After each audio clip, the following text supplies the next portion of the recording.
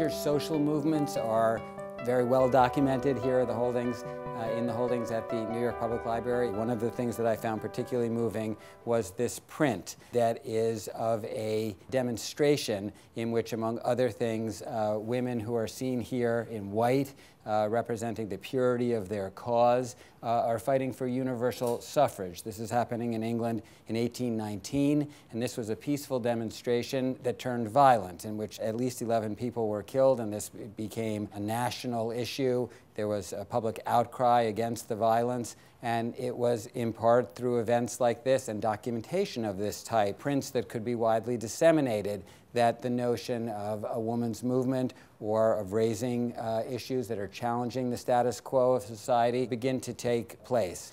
One of the features of many of the books here in the collection is that they are one of a kind.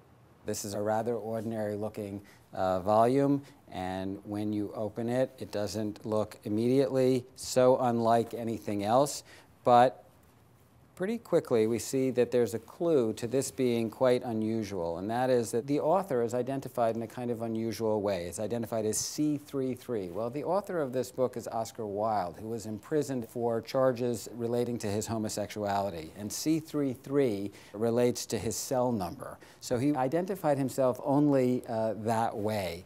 Then, of course, another thing that we see immediately as being unusual is that there's handwriting on the other side. And this is from the author himself, and this is an inscription.